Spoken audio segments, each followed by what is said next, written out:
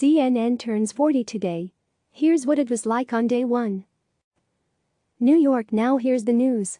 That's how Lois Hart kicked off CNN's first news broadcast, which took place 40 years ago on Monday.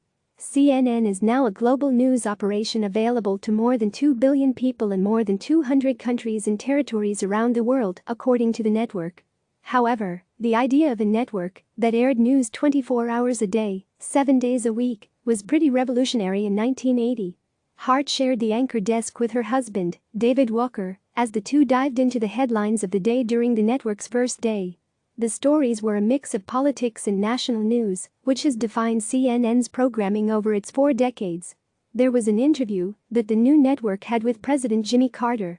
There was a story out of New York about how someone nearly shot New York Yankees star Reggie Jackson over an argument regarding a parking space. Jackson was not injured, and there was, of course, coverage around the 1980 presidential election. The broadcast obviously looks a bit dated compared with what CNN looks like now. There wasn't a ticker or chyron, the stories had hardly any graphics, and there were some glitches. And of course, 1980s hair and fashion. Yet, even from its start, CNN felt like CNN. "Stay with us," Hart said, closing out the network's first hour on air. "We're going to have all kinds of news, sports, weather and special features coming from now on and forever."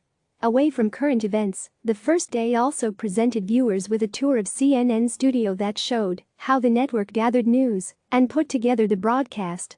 Ted Turner, CNN's founder, also gave a speech to dedicate the network's first day. "To act upon one's convictions while others wait, to create a positive force in a world where cynics abound, to provide information to people when it wasn't available before, to offer those who want it a choice," Turner said. Turner continued, "For the American people whose thirst for understanding and a better life has made this venture possible, for the cable industry whose pioneering spirit has caused this great step forward in communications, I dedicate the News Channel for America, a cable news network." Click subscribe to receive the latest news.